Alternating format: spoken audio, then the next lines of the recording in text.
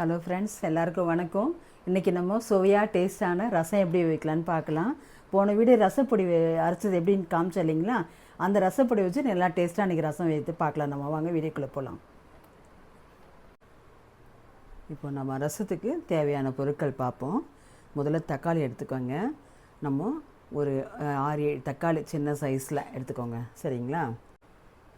Medium size தக்காளி சைஸில் புளி எடுத்துக்கோங்க. தாளிக்கிறதுக்கு தேவையான ஒரு 3 காஞ்ச மிளகாய், பூண்டு தேவையான 2 சொல அளவு பூண்டு. ரசப்பொடி நம்ம ஏற்கனவே வீடியோவில் காமிச்சோம் இல்லைங்களா? ரசப்பொடி வீட்டில் அரைச்சி ரெடி பண்ணுறது, அந்த ரசப்பொடி பவுட்ரு தான் அது. இதில் 2 ஸ்பூன் எடுத்துக்கலாம். தேவையான கருவேப்பிலை, கடுகு 1 ஸ்பூனு, மஞ்சத்தூள் 1/2 ஸ்பூன், கொத்தமல்லி தேவையான நம்ம எடுத்துக்கலாம். எண்ணெய் ஒரு 3 ஸ்பூன், பெருங்காயம் ஒரு 1/2 ஸ்பூன் பெருங்காயத்தூள். நம்ம ரசத்துக்கு தேவையான கல் உப்பு எடுத்துக்கலாம். சும்மா ஒரு துண்டு வெல்லம். இப்போ நம்ம ரசம் எப்படி பண்ணலான்னு பார்க்கலாம், சரிங்களா? புளி முதல்ல ஊற வச்சு எடுத்துக்கோங்க. அதுக்கப்புறம் தக்காளி கட் பண்ணிவிட்டு நல்லா அந்த காம்பெல்லாம் எடுத்துகிட்டு கட் பண்ணிவிட்டு இதை சேர்த்துக்கோங்க. இதை அரைச்சிக்கலாம்.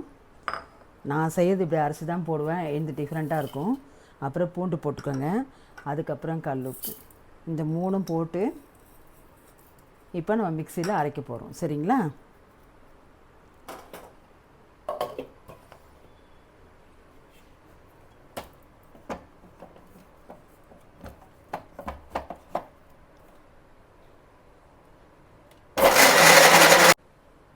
தக்காளி நல்லா நைஸாக அரைச்சி வச்சுக்கோங்க. இந்த பாருங்கள், இந்த மாதிரி, சரிங்களா? இவ்வளோ நைஸாக அரைச்சிக்கோங்க. இப்போது இந்த புளி என்ன பண்ணுங்க, இதில் ஊற்றிக்கோங்க. இதில் கரைச்சி அப்படியே ஊற்றிக்கோங்க.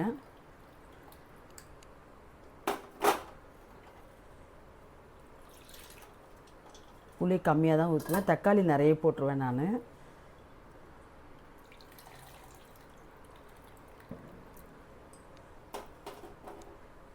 இப்போது தண்ணி ஊற்றிட்டு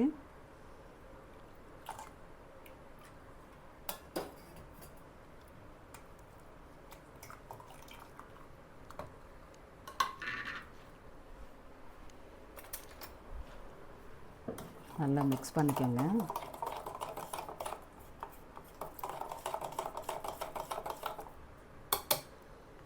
இப்போது இதில் ஃபில்ட்ரு பண்ணிக்கலாம்.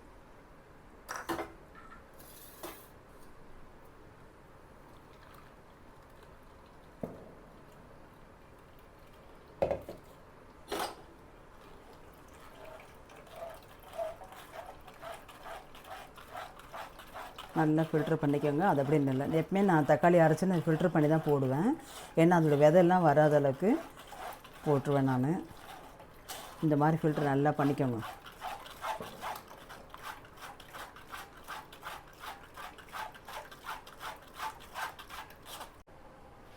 இப்போது நம்ம இந்த மாதிரி ஃபில்ட்ரு பண்ணிக்கோங்க. நல்லா வெடிக்கட்டி எவ்வளோ தூரம் அந்த ஜூஸ் எடுக்க முடியுமோ அந்த அளவுக்கு ஜூஸ் எடுத்து வெடிக்கட்டி வச்சுக்கோங்க. அதுக்கப்புறம் இதில் போட வேண்டியது மஞ்சத்தூள் கொஞ்சம்,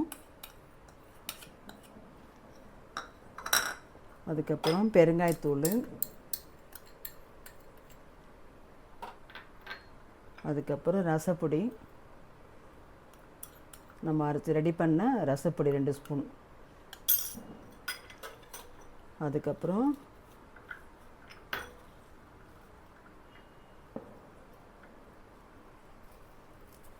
கருவேப்பிலை,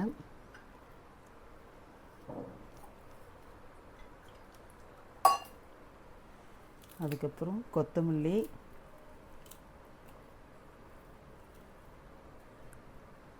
அதுக்கப்புறம் காஞ்ச மிளகாய். நல்லா அந்த விரையை இதில் போட்டுக்கோங்க, சரிங்களா? நல்லா கிள்ளிட்டு விரையோடு கிள்ளிடுங்க.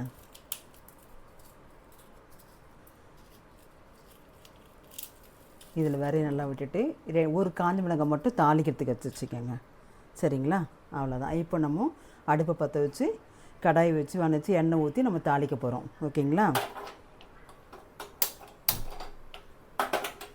பற்ற வச்சுட்டோம்.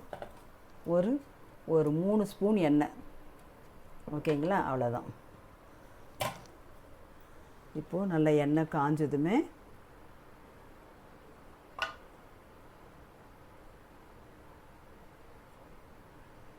நல்லா காயிட்ட எண்ணெய்.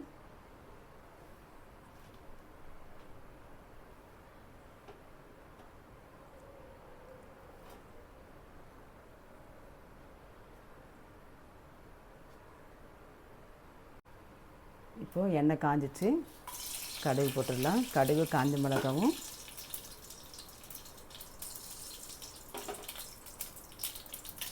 நல்லா பொரியட்டும்.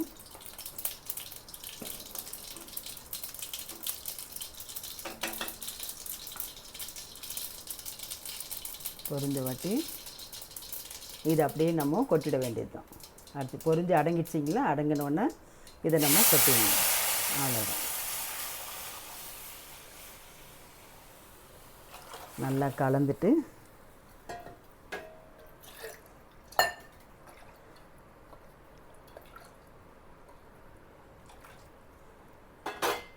போட்டுடணும். போட்டுட்டு இந்த ஒரு பிச்சு வெல்லம் எடுத்து வச்சிங்களா, அந்த வெல்லம் போட்டுடணும். அவ்வளோதான். இது நம்ம டேஸ்ட்டு கொடுக்கும். புளிப்பு, காரம், இந்த இனிப்பு சேர்த்து சுவையாக நமக்கு தூக்கி கொடுக்கும் நல்லா. அவ்வளோதான். இது நம்ம கொஞ்சம் ரொம்ப கொதிக்கக்கூடாது. லைட்டாக கொதி வந்து நுர வந்தவொடனே நம்ம இறக்கிடலாம், ஆஃப் பண்ணிடலாம். ரசம் நமக்கு ரெடி ஆகிடும். அவ்வளோதான். இந்த மாதிரி நுர வந்து லைட்டாக கொதிச்சுன்னா உடனே ஆஃப் பண்ணிடலாம். அவ்வளோதான், இறக்கிடலாம்.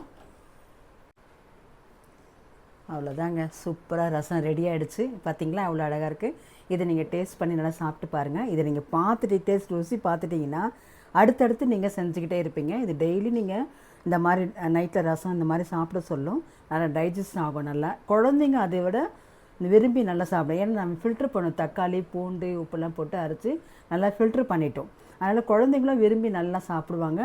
பட் இன்னொன்று கேட்டிங்கனாக்கா, ரசப்பொடியில் நம்ம கருவேப்பிலை சேர்த்துருக்கோம். அதனால் குழந்தைங்க நல்லா பசி எடுக்கும், முடி உதிராமல் இருக்கும். இந்த மாதிரி நிறைய வந்து பலன் இதில் இருக்குது. சரிங்களா, கருவேப்பிலையில் அது தனியாக நீங்கள் போட்டிங்கன்னா எடுத்து போட்டுருவாங்க.